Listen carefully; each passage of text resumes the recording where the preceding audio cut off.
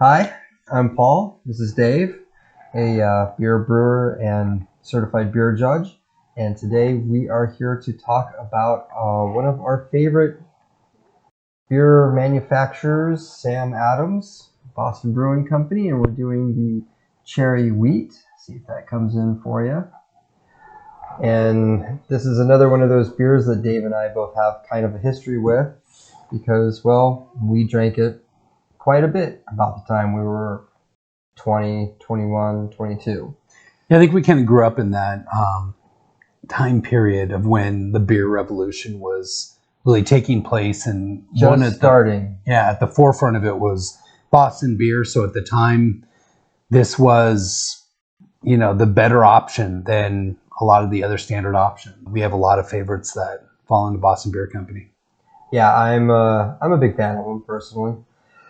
The alcohol content on this guy is 5.3%, and it has been around, what was it, since, did you write that down? 95 is when they came out with this as a summer beer. So that'd have been about the time we were trying it.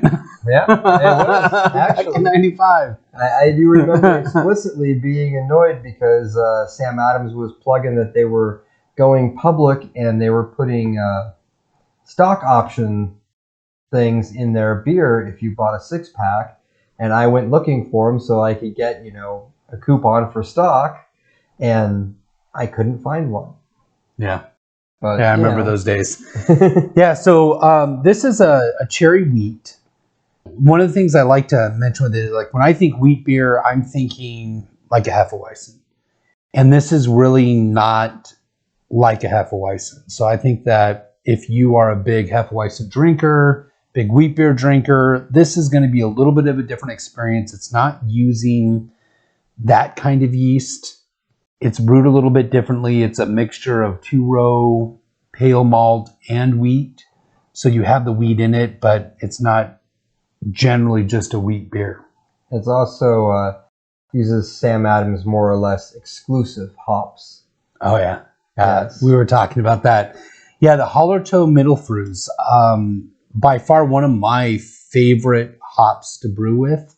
Very difficult to get because Boston Beer has done a good job of cornering the market on them, because it's also the same type of hop that they use in most of their other beers. It's just a really great noble hop that has a great flavor profile. Goes really well with lagers. Obviously, this is an ale, but goes well with ales as well. So myself, when I think of the wheat beers, I tend to think more like Shock Top or Blue Moon or what have you. So it's been a while since I've had this. I got to be honest. I don't think I've had this beer in 10 or more years, maybe 20.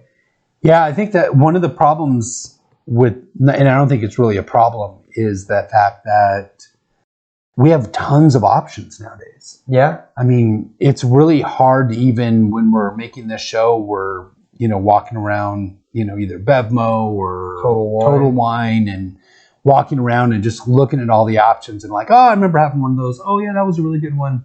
Yeah. Looking for what would be a really good subject to be able to do. It's gotten kind of, we're not even that deep, but it's kind of getting to where we just go in and check stuff out. But lately, we've been doing a whole lot of more expensive beers, so we want to do more commercially accessible beers, because I'm sure people see Sam Adams Cherry Wheat a lot, just like the last video we did was Modelo's. I'm sure people see the Modelo's a lot, but maybe you just never pick it up and try it because you're so used to getting what you get. And you can get this at grocery stores. You can get the Modelo at grocery stores.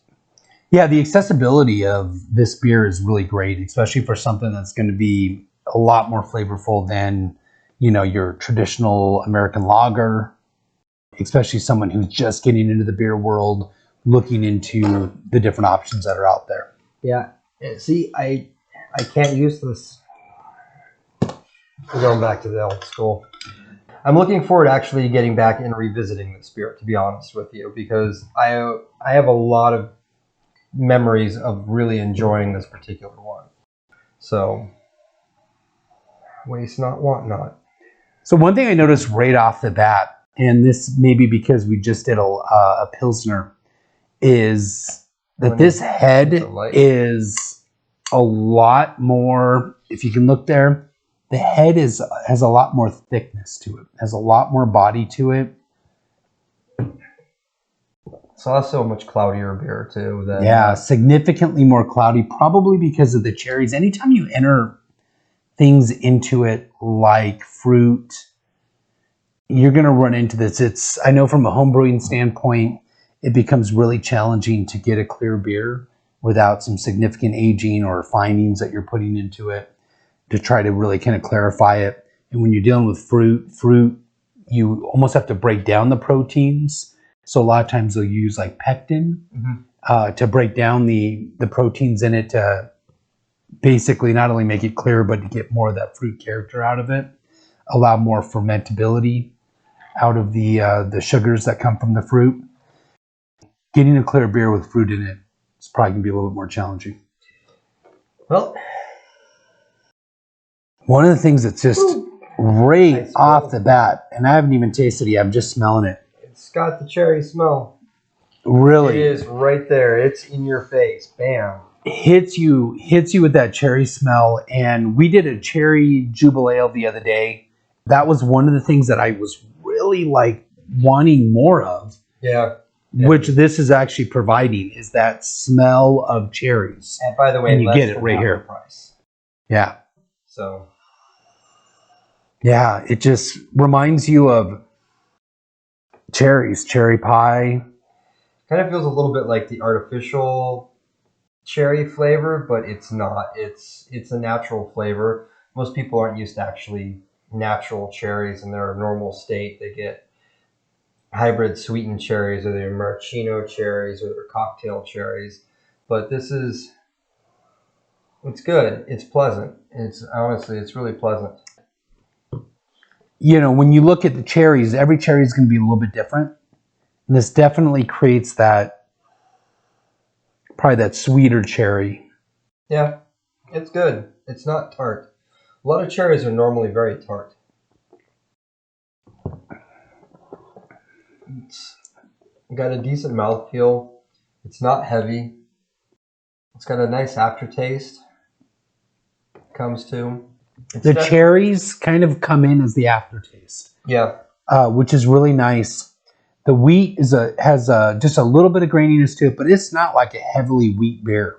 No. That's the other thing that kind of creates a little bit of the cloudiness. No, it's not. It's not very wheaty at all, to be honest. It has a little bit, but just enough.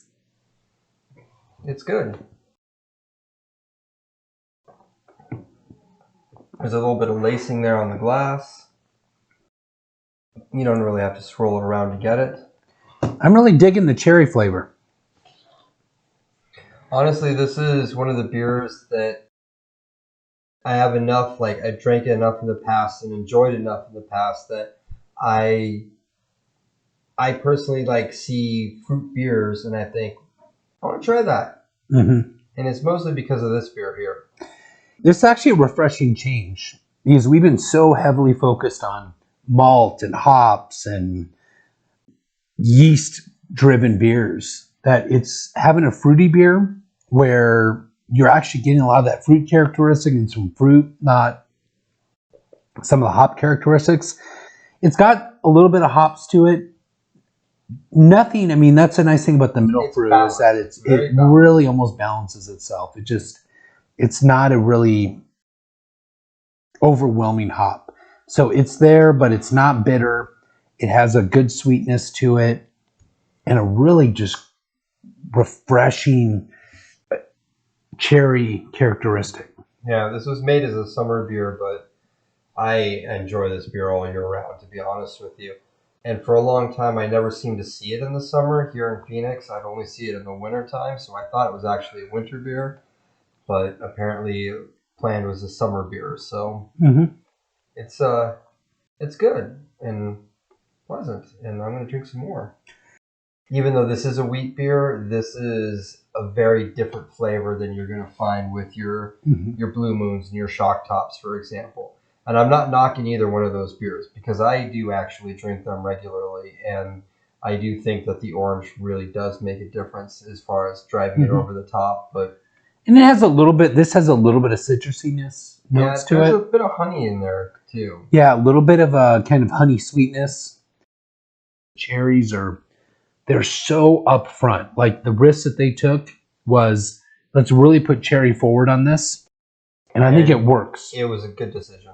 This has been a beer that I believe that both you and I is a good go-to for us. That we know that we're going to drink it, and we're going to enjoy it, and I'm thoroughly enjoying it. And I haven't had one in a long time either. Yeah, I was at the store today and looking for beers to do our videos with, and I looked at it and said, you know what? I haven't had that in a while, and I'm getting it. It is a bit on the fizzy side. In fact, I'm finding it to be actually quite burpy. I should have poured it off partially. Mm-hmm. Yeah, definitely highly carbonated. There, we'll get rid of some of that, see? But I think that also accentuates some of that smell because it's also bringing up a lot of that cherry smell to it. It's refreshing, and that's, I think, one of the things that I'm looking for recently is being a beer that's not super heavy in alcohol, that really does have a good refreshing sense to it. It's a good balance, enjoyable. I mean, I think from a presentation standpoint, I'm going to put it up on the higher side of it. It doesn't have that clarity that I'm looking for normally, but I could very easily give it an 8 here on a presentation, even without the clarity, just because you tell me it's a cherry wheat and I smell it, and bam, it's and there. I smell the cherry immediately, and it immediately gives me the cherry experience. So you told me what it is, and you delivered. And you deliver it. And I really like that. Beers that did not deliver. Absolutely. I mean, I could probably say I've had probably 4 or 5 fruit beers that did not deliver. I personally, on a presentation standpoint, I don't really like the color. I think it's kind of ugly. The head's really nice. The smell is amazing. But a large part of eating and drinking or whatever is that what you look at doesn't look delicious. I don't really think it looks that delicious, to be honest with you. It smells fantastic. I just don't think it looks that good. I give you that. So I'm going to go and put this probably at, we're going to go with a 7 on my presentation preference. For the taste, I think they did a good job. I really did. Mm-hmm. I think they nailed this stuff. I think this is a great beer. If you're not a beer snob like the two of us are, you could definitely enjoy at least one of these. You might get done after one, which is fine. I have plenty of beers that I want one and I'm done, and move on. But this is to me is a great beer. It's a great tasting beer. I'm going to go with an 8.75 on that one. I can see giving it a high rating when it comes to taste too, because again, when you taste it, you taste the cherries, you taste the wheat. It's called a cherry wheat. Yeah, both flavors are there. Bam. If you are a person that is wanting to venture out a little bit in your beer drinking, and you're drinking some light lagers and the typical stuff that you're going to find at the bar where you're getting 2-for-1s on a Thursday night or something. So something like that, this is a great step up. I think it would be a great option for a lot of people. I'm going to put it up there with you, but probably an 8.5 on the taste. And when it comes to like overall impression, I'm going to put it up there about 8. Really? Yeah. The beer in the glass, I would tend to agree, but my overall impression is also kind of going to be skewed by the labeling is, well, lackluster nowadays. So I'm going to go with probably an 8. Probably a 7.75. Yeah, but one thing you're going to have to say is that one thing I like about Sam Adams is as a home brewer, I did a lot of rebottling, and I always love the fact that it's in Sam Adams on the bottle. That's true. That's true. Now, as far as my personal preference, this beer is getting an 8.5. I had good memories of it tasting good. I enjoyed it in the past. I haven't tasted it in a while. We're revisiting it, and to be honest, it's still got all the things I like. So I'm giving it an 8.5 for personal preference. I will definitely take this over a lot of other beers. I won't complain. And one thing I will say about this beer, having drank quite a few, the first one, yeah, it's pretty good. Second one, when your palate's more used to it and adjusted to it, it gets better. And that's why I'm giving it the number. So, what about you, Dave? Yeah, so I'm going to match you on that 8.5 with another 8.5. It's a beer I haven't had in a while because there is so many different options on it. After getting a chance to try it again, I'm not let down at all. Enjoy it. I enjoy wheat beers. You know, even the fact that it's winter, it's light and refreshing. It's You crisp. know, yeah, crisp.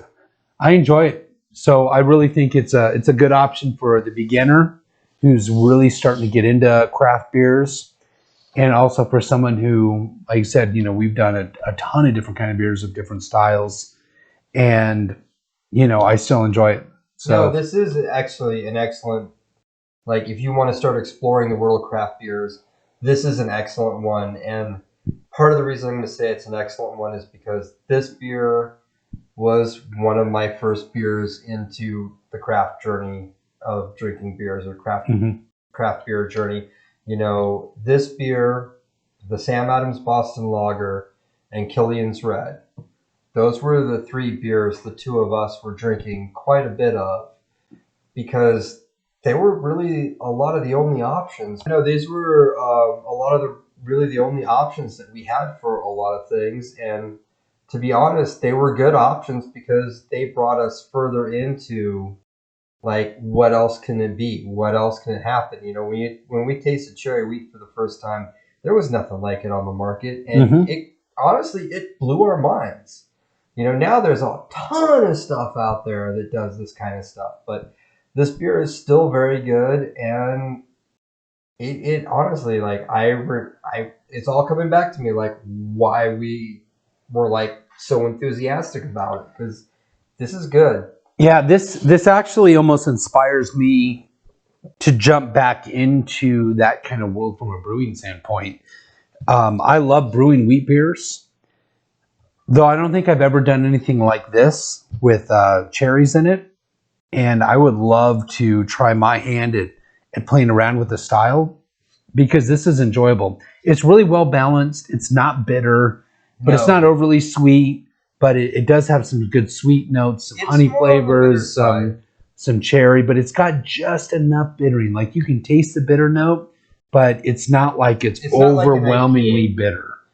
You know, like even some of the stouts that we had were really, like, they had this bitter, like, aftertaste. This does not have that. No, it's It has clean. this refreshing, clean. It's very clean. Yeah, and it's got that cherry, which for me, I'm a big pie fan. I love pie. Kudos to Boston Beer for really making a great product, and one that they've done for 25 years now. No, they've been 25 since 95, right? Well, this one for 25 years, but they started back in, what was it, 84? Yeah, the company's been around since 1984. Yeah, so no, kudos to them for making an excellent product.